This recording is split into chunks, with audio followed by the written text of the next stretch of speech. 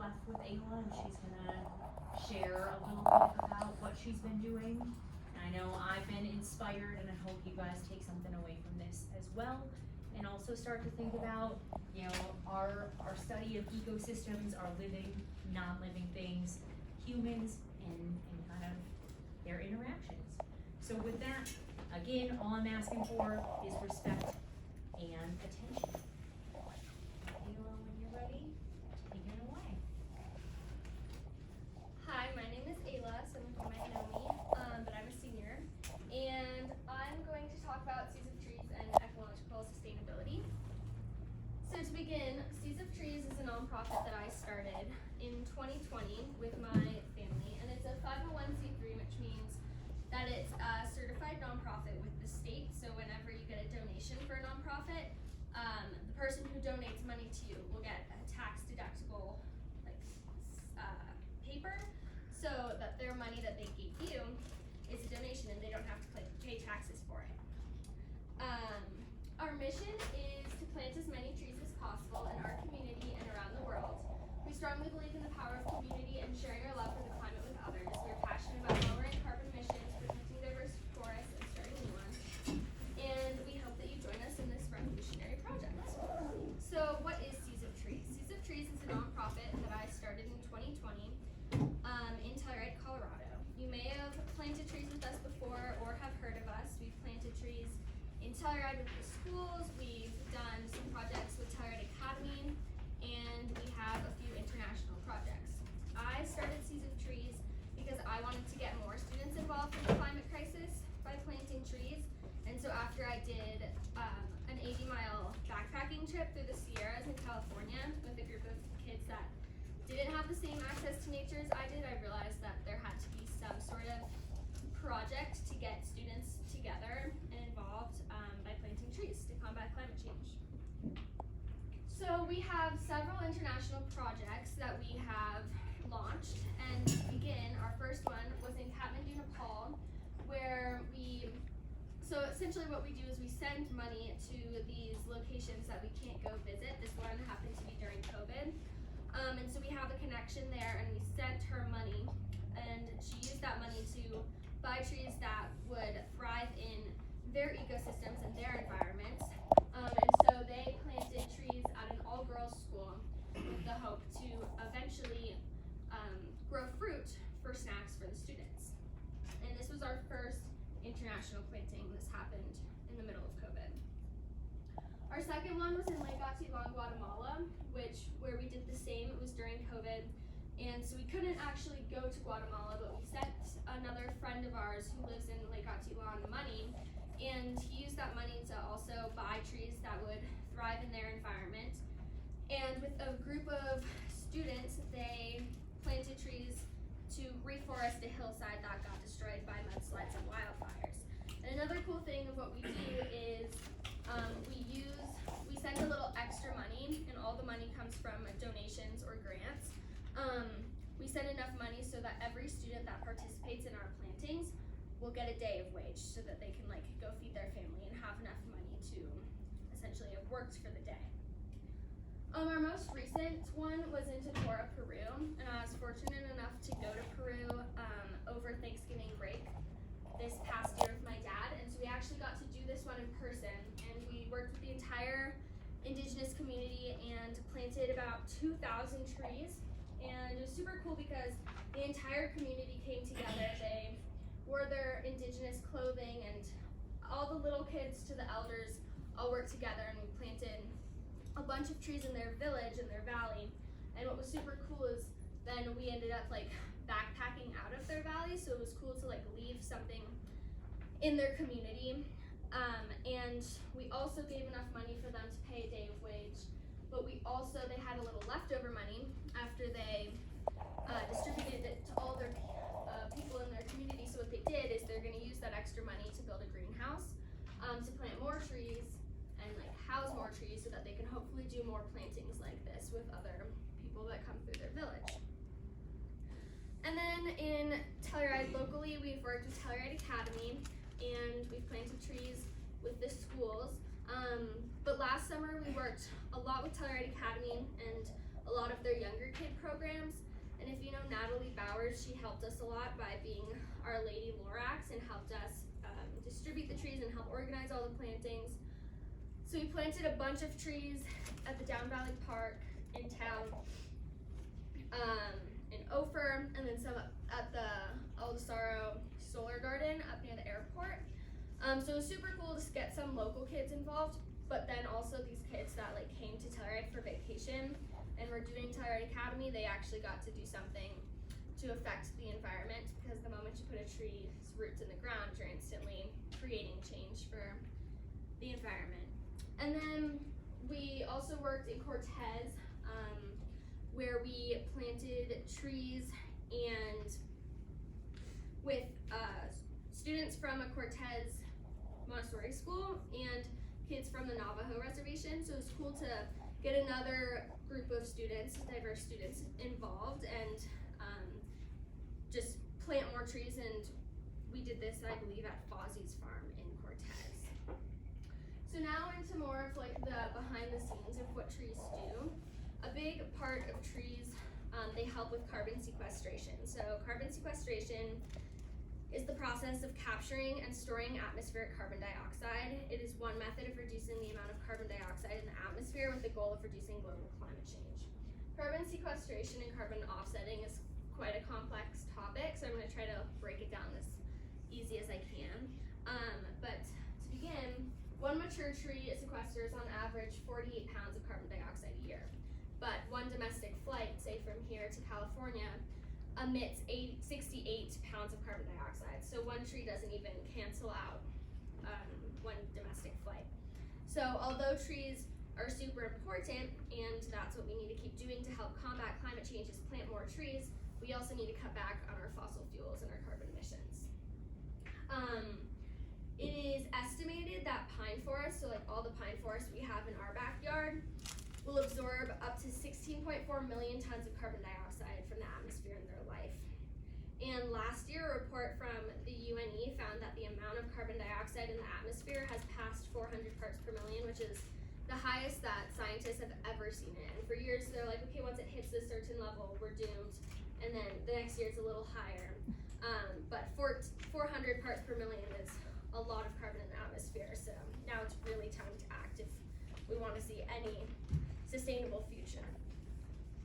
So why do we need to act on carbon sequestration? Carbon sequestration secures carbon to prevent it from entering the atmosphere. And this process is stabilizing solid and dissolved forms of carbon from warming the Earth's atmosphere. There are two types of carbon sequestration, biological and geological, so I'll quickly go over those. Biological carbon sequestration is when trees come into play, and that's when vegetation such as forests, grasslands, even soil and the ocean floor takes in and stores carbon dioxide from the atmosphere. And then geological carbon sequestration is when geologic formations such as rocks and underground formations take in that carbon as well.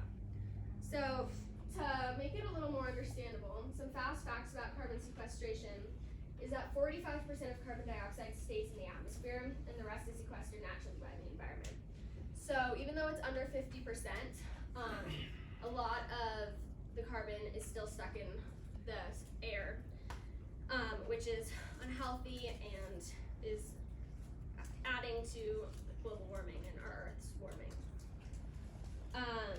25% of carbon emissions have historically been captured by Earth's forests, farms, and grasslands, and that's why Seas of Trees and other organizations and nonprofits are planting more and more trees to try to get that number a little higher, because trees can sequester a bunch of carbon. We just need a lot of them to do that. And then the last fact is that 30% of carbon dioxide will emit from burning fossil fuels as absorbed by the upper layer of the ocean. And this is kind of scary to read, because that shows that like a lot of this carbon is in the ocean, which affects the animals in the ocean, which eventually affects our health and what we eat if we eat fish. So that's something to keep in mind. So how does planting trees offset carbon? To put it in the simplest terms, plants absorb carbon dioxide from the atmosphere, transforming it into leaves, wood, and roots. So as you can see in this picture, this is a breakdown of a tree trunk. And essentially, tree trunks sequester a majority of carbon, and cellulose, which is C6H10O5, is the main component of the cell wall in trees, and it's a chain of glucose molecules in the tree that's produced through photosynthesis. And cellulose makes up 50 to 80% of wood, and so that cellulose is what's really absorbing that carbon. So, like I said, offsets work by planting trees to essentially combat or cancel out our carbon footprint and what we do to create carbon in the atmosphere. So driving and flying and all of this other stuff that we do in our daily lives produces carbon, and you'll see in the next slide about a carbon footprint. But offsetting carbon, we're trying to plant trees to essentially cancel that out in the simplest terms. So a carbon footprint is the total amount of greenhouse gases that are generated by our actions. And in the United States, the average carbon footprint is 16 tons, which is the highest in the world. And on average, globally, the carbon footprint is closer to 4 tons. So that shows how our actions in the United States is really affecting climate change and how we are like essentially the biggest consumers. So I know that Ms. Twitchell posted this in Schoology, so you can use this link to calculate your own carbon footprint and see what your carbon footprint is, and everything contributes to your carbon footprint. If you eat meat, how much you drive, how much electricity you use, all these things add to it. So before I get into how you can reduce your carbon footprint, I wanted to show this, which is pretty much the carbon footprint of Ouray and San Miguel counties. Every 2 years, Eco Action Partners, which is another local organization, will publish this. So this is from 2020. And you can see that in purple, residential buildings equals 28% of the amount of carbon. So that's the biggest use. And then commercial buildings and gasoline. So you can tell that those are the things that impact our environment the most by using the most fossil fuels and carbon into the air. So ways to lower your carbon footprint, like I said, you could walk to school or bike to school. You can cut down on meat. You can use renewable energy such as solar panels. You can recycle. All these things work into account to lower your carbon footprint. So back to Seas of Trees. So far, we've planted 5,000 trees, and that number will continue to grow. So the future of Seas of Trees is this summer, we are creating a demonstration forest up at the Aldesaro Solar Garden up near the airport. And then we're also going to continue our international plantings, hopefully work with the partners we have and expand. So with sponsorship from the Planet Bluegrass and the Bluegrass Festival in Telluride, and with help from the Telluride Arborists, which is another business in town, Seas of Trees is planting a 2,000 tree demonstration forest in Aldesaro to help offset carbon. Telluride Arborists will oversee the project and the permaculture design of the plan, and since forests everywhere have been in jeopardy, even here in Telluride, even though we're surrounded by forests, these trees are they're still being threatened. Even though it looks like we are surrounded by trees everywhere, if you look closer, the forests actually do need help. With the increase of beetle kill, fires, and droughts, we need to continue to expand our forests so that those ecosystems remain healthy.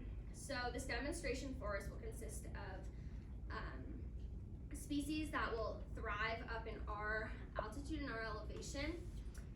And those species will include native quaking aspen, blue spruce, Douglas fir, lodgepole, and ponderosa pine. And what's cool about this is since it's a demonstration forest, we're kind of using it as an experiment to see what trees will continue to thrive as temperatures get warmer. So trees that used to do really well at 8,000 feet might not do as well anymore because it's so much hotter, and so now they need to be planted way higher up in elevation. So this is our biggest project that we are working on and starting this year. So ways that you can get involved is you can either donate to us, because all the money we donate goes into purchasing and planting trees, and so $5 equals 1 tree. And so money and donations definitely help continue this process, or you can help us by planting trees and going to our website and signing up to plant trees on our planting days, because I'm sure we'll have a lot of those this coming summer, to create this 2,000 tree forest. We'll need as many hands as we can.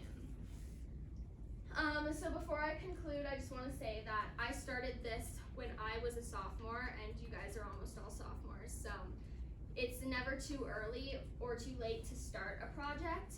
And like, don't be afraid to start something, because you could make a huge impact. I started this as like a small little project, and then before I knew it, I was working with my family, and I were working with different organizations around town. We were writing grants and receiving grants from local organizations, and we're actually making a huge impact and working across the globe. So it's never too late, and then you might even get recognized for your work. Like, there was a film made about Seas of Trees because of an award I won through the EPA that was shown in the Colorado Environmental Film Festival. So like, if you have an idea, just go with it, and it might take you somewhere cool. So this is our Instagram and our website and our Venmo if you wanna